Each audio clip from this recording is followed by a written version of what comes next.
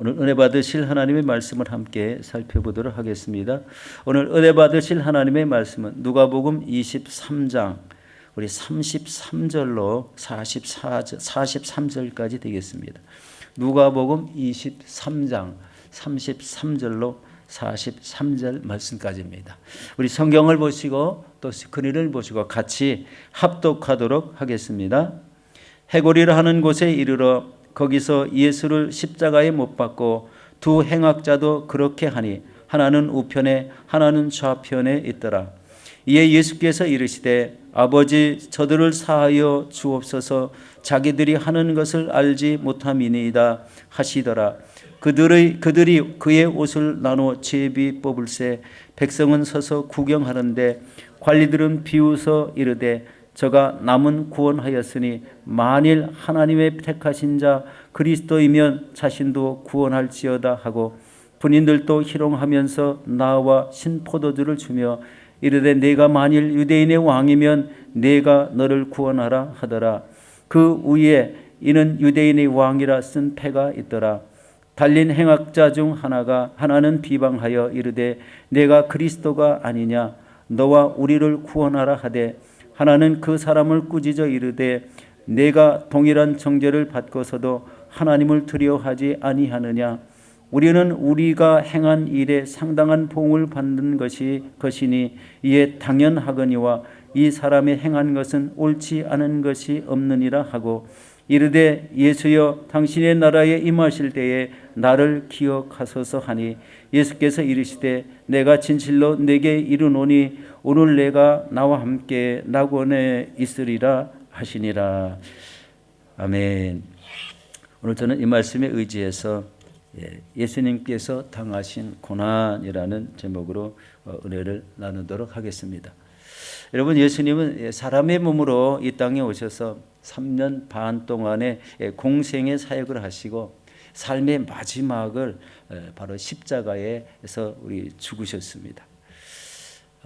인생의 마지막이 더 좋아야 된다고 하는데 예수님이 오신 목적이 분명히 있기 때문에 바로 이 십자가에서 죽으시는 이런 엄청난 우리 사건을 겪으셨죠. 여러분, 십자가 처형은 너무나 잔인하고 이 큰 고통이 수반되는 것을 잘 압니다. 예수님은 십자가 위에서 양손에 못 박히시고 또 양발은 포개져서 그 포갠 양발에 못질을 당했죠. 사람에게 못을 박는 것 이런 것이 얼마나 인간이 잔인합니까? 사람의 몸에다 못을 박고 매달아 놓고 바로 이런 그 엄청난 고난을 당했는데 바로 이 살아있는 사람에게 손과 발에 못 박는다는 것은 너무나 잔인하고 포악합니다. 그 고통은 우리 이루 말할 수 없을 것 같습니다. 예수님은 오전 9시에 십자가에 못 박히시고 오후 3시경에 숨을 거두셨습니다. 십자가에서 6시간 동안 달리셨죠. 이렇게 예수 그리스도께서 십자가에 죽으시기까지 이 참혹한 고난을 당하신 것은 과연 어떤 뜻이 있을까요? 여러분, 죄인인 우리가 예수 그리스도를 믿고 영접할 때 그 사람이 자기의 죄를 자백하게 되는데 그 자백한 죄값을 예수의 피로 깨끗이 씻어주시고 또 온전한 구원에 이르도록 하셨다는 겁니다. 여러분, 믿으십니까? 이 죄값, 우리는 입술로 우리의 죄를 고백하는데 그 죄값을 예수님의 피로 그때마다 씻어주셨다는 사실을 기억하셔야 됩니다. 또 이것은 우리를 향하신 하나님의 사랑이 얼마나 크고 무한하신 것인지와 우리가 받은 은혜가 얼마나 크고 놀라운 것인지 보여주는 것입니다. 그러나 예수님께서 받으신 고난은 단지 십자가에서 못 박히심에 오는 육적인 고통만은 아니었습니다. 그 이상으로 감당하기 힘든 이런 영적이고 정신적인 이런 고통을 우리 함께 당하셨습니다. 여러분, 예수님의 고난은 제자들의 배반과 연약함으로 시작됩니다. 돈꾀를 맡았던 가룟 유다는 여러분 은 30에 예수님을 대제사장들에게 팔아 넘겨버렸습니다. 사람이 자기 스승을 예수 그리스도를 당시에 정확히 알지 못했다 하더라도 3년 동안 우리 배우고 따라다녔는데 돈을 받고 팔아버리는 것은 인간성 자체가 뭔가가 좀 다르죠. 어떻게 해서 자기 스승을 예수님께 돈을 받고 팔아버릴 수가 있다는 거 아닌가. 이거는 너무나 좀 비통한 일이 아닐 수가 없습니다. 이런 인간성을 가지고 있다는 그 생각 자체가 너무 좀 괴롭습니다. 또 겟세마네 동산에서 기도하시던 주님께서 우리 제자들이 있는 곳으로 가서 보니 모두 잠을 자고 있었습니다. 여러분, 이 제자들은요, 예수님께서 깨어 기도하라는 의미를 전혀 알지 못했습니다. 예수님은 지금 곧 있을 십자가의 고난을 어떻게 예수 십자가를 질까라는 고뇌를 하고 있는데 제자들은 그것에 대한 생각은 전혀 알지 못하고 잠을 잤다는 것입니다. 이 잠잔다는 의미가요, 이렇게 우리 사람은 누구나 다 잠을 자게 되지만 꼭 깨어서 기도해야 될 자리에 잠을 잤다. 이것을 생각하면 우리 무심하다고 이렇게 생각될까요? 3년 동안 우리 따라다녔던 제자들이지만 너무 예수님께 대해서 무심했다는 이런 생각을 하게 됩니다. 여러분, 가룟 유다는 어떻게 됐습니까? 로마 군병과 제사장들을 이끌고 와서 예수님을 잡아가시게 되자 바로 제자들은 이때 어떻게 됐습니까? 모두 다 주님을 버리고 도망을 치게 되었죠. 베드로는 한 여종 앞에서 예수님을 3번씩이나 이런 부인하는 이런 사건도 생겼습니다. 3년 동안 따라다닌 게 예수님을 부인했다는 것, 참 뭐라 그럴까요? 그 마음 속에 우리 두려움이 있었겠지만 그것을 극복하지 못하고 예수님을 부인해 버리는 이런 사람이었다는 겁니다. 3년간 동고 동락하던 이런 제자들로부터 이런 배신을 당한 예수님은 얼마나 큰 충격을 받으셨겠습니까? 예수님은 극심한 모욕과 수치도 당하셨습니다.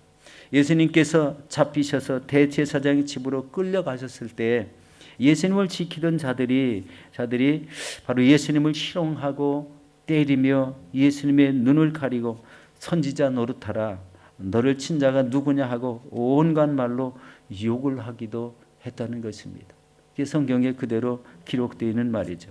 누가복음 22장 63절에서 65절 사이에 이런 내용들이 기록되어 있습니다. 예수님이 희롱당하러 오신 것은 아니잖아요. 바로 이 온갖 욕을 하는 이런 사람도 있었다. 예수님이 모욕을 해도 모욕의 극치를 이루는 이런 일이 아닐 수가 없습니다. 그리고 대제사장들은 밀란을 일으키고 살인죄로 옥에 갇혔던 바라바는 놓아주고 예수님을 두 행악자와 함께 그들 사이에 십자가에 달리시는 이런 수모를 겪게 되었습니다.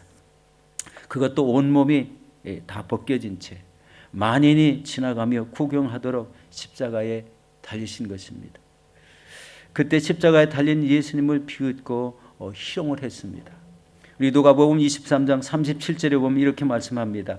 이르되 네가 만일 유대인의 왕이면 네가 너를 구원하라 하더라.